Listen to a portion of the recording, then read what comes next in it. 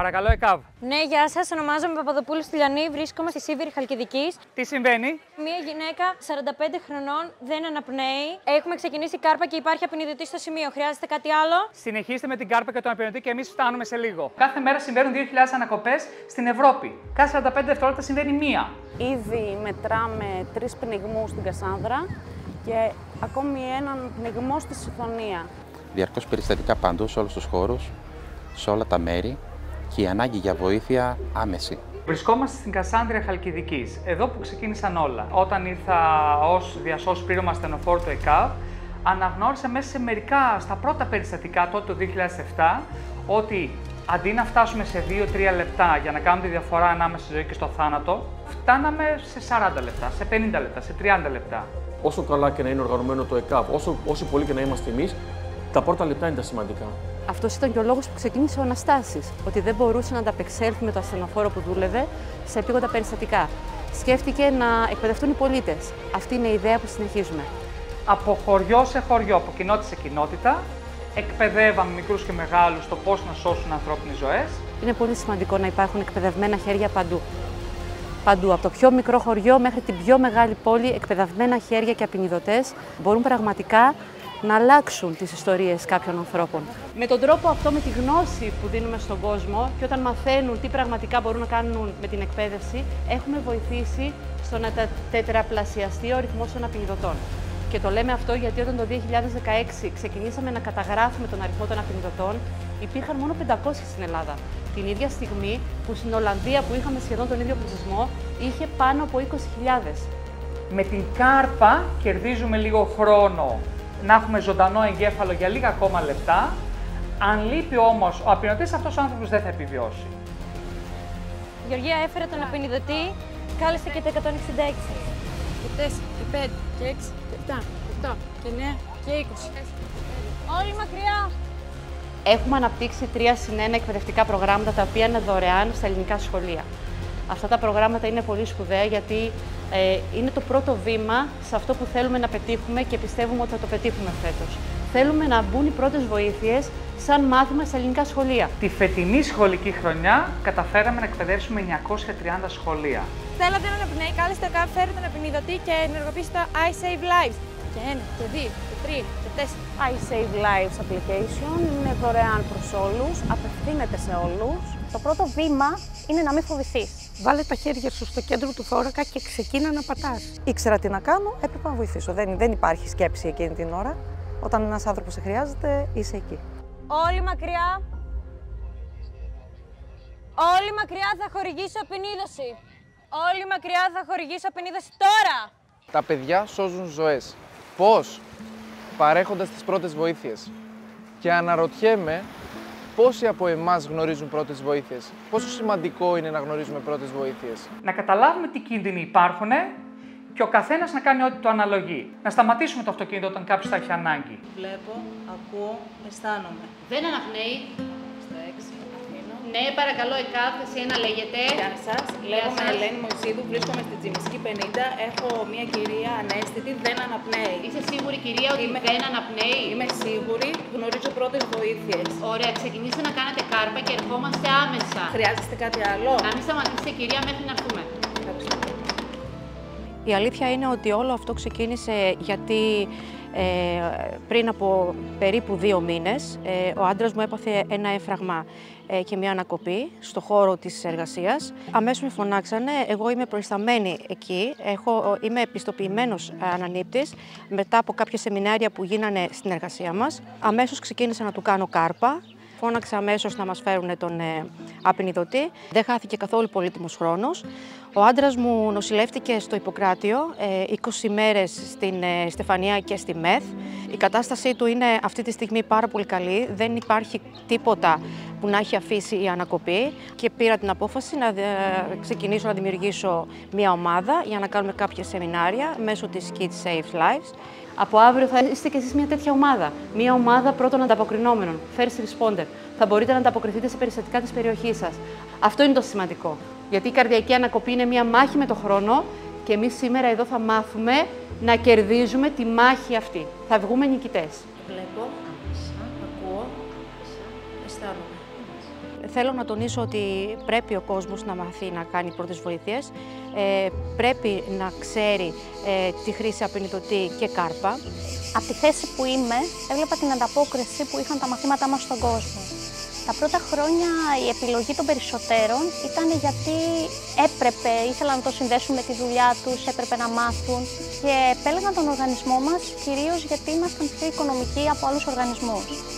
Τα 2 τελευταία χρόνια παρατηρώ κάτι διαφορετικό γιατί μιλάω με τους υποψηφίους, το θέλουν, δεν είναι το πρέπει στη μέση και κυρίως επιλέγουν τον οργανισμό μας γιατί είδαν ότι υπάρχει ποιότητα στα προγράμματά μας. Η εκπαίδευση είναι γύρω στις 6 ώρες. Φυσικά με ένα πολύ ευχάριστο κλίμα, με πολύ ωραίους εκπαιδευτικούς οι οποίοι είναι πρόθυμοι και διαθέσιμοι να σε βοηθήσουν και να σου εξηγήσουν τα πάντα. Στο σημερινό σεμινάριο με βοηθάει πολύ ο τρόπος που δίνονται οι πληροφορίες. Είναι με πολύ καλή σειρά, τόσο όσο για να μας μείνουν και να του μπορέσουμε να το εφαρμόσουμε στην πράξη. Γιατί αλλιώς στη θεωρία και αλλιώς να έχεις έναν άνθρωπο κάτω και να ξέρεις ότι μπορείς να το βοηθήσεις. Έχουμε δει πάρα πολλούς αθλητές να χάνουν τη ζωή τους απρόσμενα. Είναι κάτι που συμβαίνει στην πράξη. Οπότε το θεωρώ πάρα πολύ σημαντικό να γνωρίζουμε πρώτες βοήθειες, κάρπα, απεινιδωτή, για να μπορούμε ανά πάσα στιγμή να βοηθήσουμε όποιον βρίσκεται μέσα στο χώρο μας.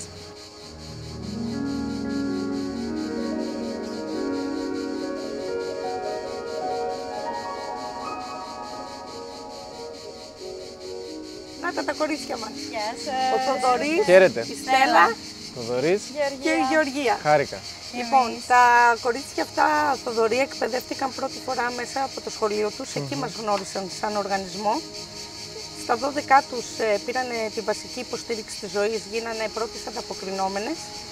Και μετά είχαν μια καθηγήτρια η οποία ήταν μέρος του οργανισμού, ήταν εκπαιδεύτρια του οργανισμού, τους έβαλε το μικρόβιο και στα 16 τους γίνανε εκπαιδεύτριες. Οι έρευνες το λένε αυτό, ότι από την ηλικία των 4 μπορούν να συμμετέχουν στους πρώτους κρίκους. Να αναγνωρίσουν, να καλέσουν 166 παραδείγματος χάρη και υπάρχουν πολλά βίντεο στο YouTube. 3χρονα, 4χρονα, ο μπαμπάς μου δεν είναι καλά, είναι κάτω, η μαμά μου.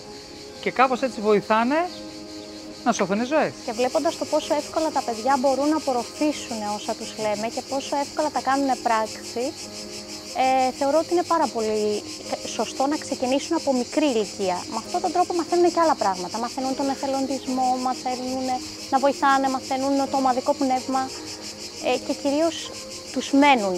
Τους μένουν πιο εύκολα από ό,τι σε έναν ενήλικα και δεν ξεχνάνε. Γνώρισα τον Αναστάση κάποια στιγμή όταν στα ρεπό του από το ΕΚΑΒ πήγαινε στα σχολεία να ενημερώσει τους ανθρώπους για τις πρώτες βοήθειες. Κάνα 2-3 χρόνια αργότερα τον συνάντησα ξανά στο σχολείο μου, όπου ήρθε, ενέπνευσε φυσικά και εμένα και τους μαθητές μου. Εγώ είχα ήδη πιστοποιηθεί κάνα 2 φορές στη βασική υποστήριξη ζωής. Εκεί από την έμπνευση, κυρία, να πάρουμε απεινιδωτή, να εκπαιδευτούμε κι εμείς. Και έτσι όλοι μαζί με τους μαθητές μου ξανά εκπαιδευτήκαμε από το Kids. Πήρα και το τυράκι από τον Αναστάση, γίνε εκπαιδεύτρια, τσίμπησα. Και έτσι έγινα και εκπαιδεύτρια και από τότε πορευόμαστε μαζί. Τα παιδιά μαθαίνουν αυτό που τους κάνουμε στα σχολεία και στη συνέχεια είναι πιο εύκολο να τα εφαρμόσουν, διστάζουν λιγότερο. Πιστεύουμε στα παιδιά, πιστεύουμε στις δυνατότητές τους και εκπαιδεύοντας τα παιδιά, ο στόχος μας είναι για τα επόμενα 50, 60, 70 χρόνια να έχουμε πιστοποιημένους πολίτες, εκπαιδευμένους πολίτες και όταν αυτό ξεκινάει από τη ρίζα, έρχεται και εδραιώνεται και πλέον είναι δεδομένο. Τα παιδιά είναι οι καλύτεροι σε όλα. Μέχρι και στις πρώτες βοήθειες, μέχρι και στην καρδιοπνευμονική αναζωογόνηση. Έχουμε παιδιά λυκείου. Γιατί για να γίνει κάποιος εκπαιδευτής πρέπει να έχει κλείσει απλά τα 16 του έτη. Και τους βλέπεις ότι έχουν σαν πρότυπα καθηγητές τους και γίνονται εκπαιδευτές. Ξέρω ότι οι συμπολίτες μου τους έχω διδάξει κάποια πράγματα τα οποία θα τα χρησιμοποιήσουν και ότι θα είναι και χρήσιμα για όλους. Τα παιδιά παίζουν τεράστιο ρόλο στον οργανισμό μας. Θεωρώ ότι είναι πάρα πολύ σημαντικό από μικρές ηλικίες να μαθαίνουν πρώτες βοήθειες. Νομίζω ότι όταν το πρόγραμμα αυτό μπει στα σχολεία θα τα έχουμε καταφέρει όλα. Να σας πω για την Ελένη, τη γνώρισα στο σχολείο, την είχα μαθήτρια. Τους μίλησα για τις πρώτες βοήθειες, γιατί ήμουν ήδη εκπαιδεύτρια του Kids Save Lives. Και όταν πήγε πρώτη λυκείου η Ελένη, μαζί με μια συμμαθήτριά της, συμμετείχαν στον πρώτο μαθητικό διαγωνισμό, πανελλήνιο μαθητικό διαγωνισμό Κάρπα. Είχαμε κερδίσει σε εκείνο το διαγωνισμό και έτσι δημιουργήθηκε η λατρεία μου για τον εθελοντισμό και ακολούθησα τον εθελοντισμό μέσα από το Kids. Η ελπίδα μου είναι στη νέα γενιά. Θα κάνουν σπουδαία πράγματα αυτά τα παιδιά. Όλοι πρέπει να ξέρουν πρώτες βοήθειες Αυτό πρέπει να ξεκινάει μέσα από τα σχολεία. Η αγάπη για τον εθελοντισμό, για την παροχή βοήθειας στον συνάνθρωπο, πρέπει να ξεκινάει μέσα από τα σχολεία. Τα ίδια τα παιδιά το μεταφέρουν μέσα στις οικογένειές τους. Γυρνάνε στο σπίτι τους μετά και λένε τι κάναμε σήμερα.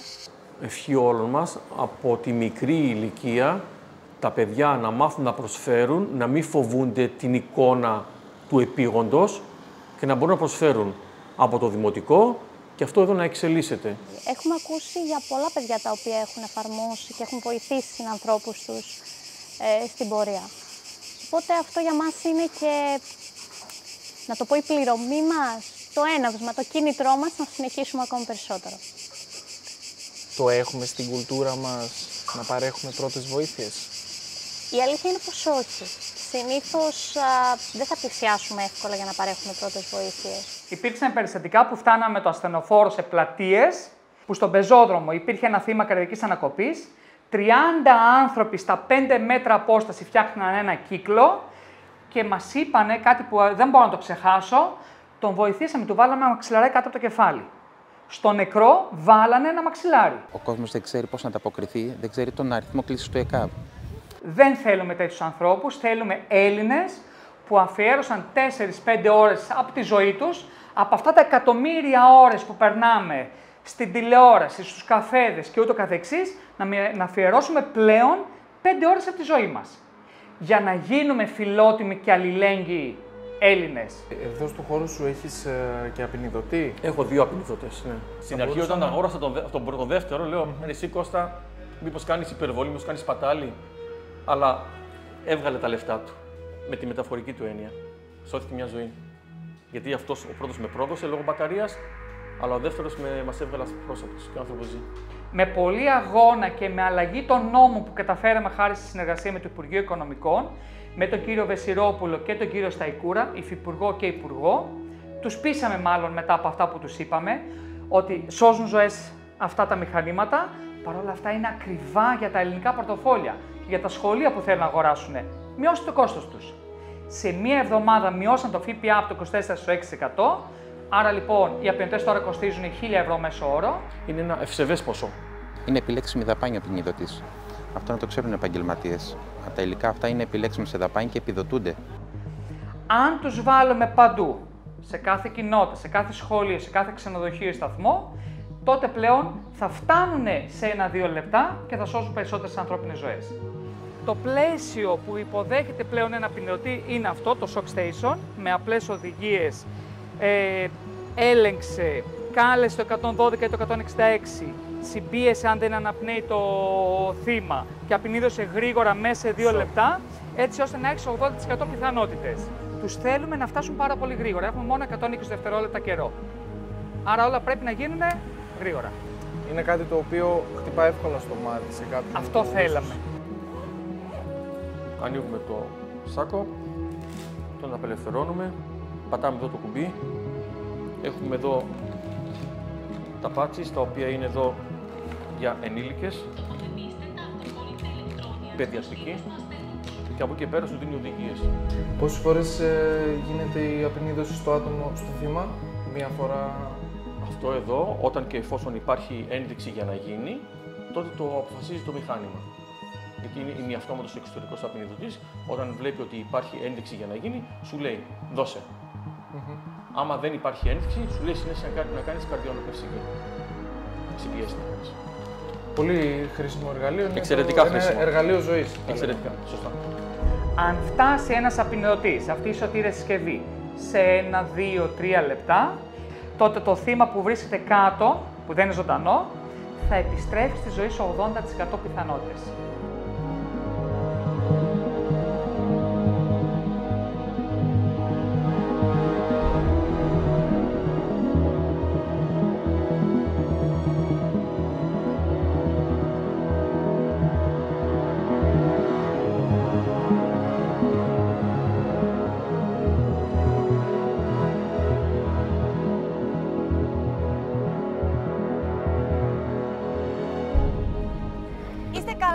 Είστε καλά. Δεν ανταποκρίθηκε.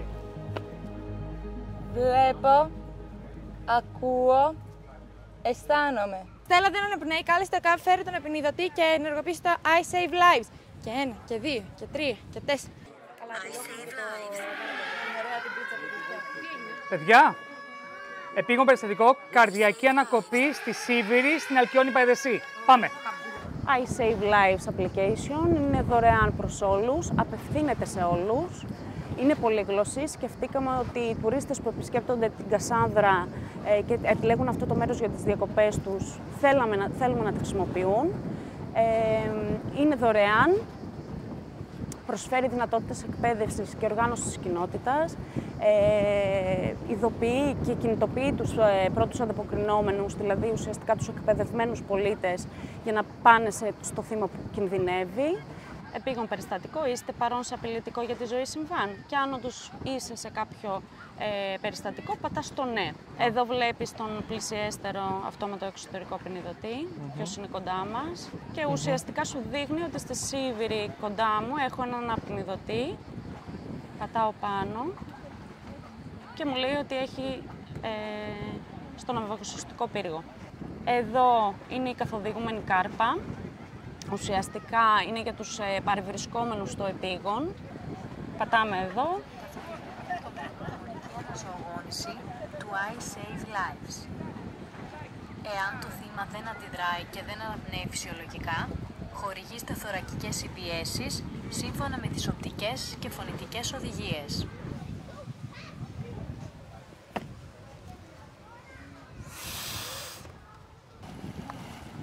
Και σου δίνει το ρυθμό ουσιαστικά για τις θωρακικές συμπιέσεις. Ήδη τη χρησιμοποιούμε εμείς αυτή την εφαρμογή εδώ και περίπου 3 χρόνια. Μας έρχονται περιστατικά μέσω της εφαρμογής. Ο κόσμος έχει μάθει την εφαρμογή στην Κασάνδρα και είναι σημαντικό γιατί έτσι ουσιαστικά νικάμε το χρόνο. Αυτό που μας κάνει να ξεχωρίζουμε, θεωρώ, από άλλους φορείς είναι ότι είμαστε οικογένεια. Το Kids είναι οικογένεια και αυτό μπορεί να το ακούσατε και από άλλους. Είναι αλήθεια όμως, γιατί υπάρχουν οικογένειες και μέσα στο Kids.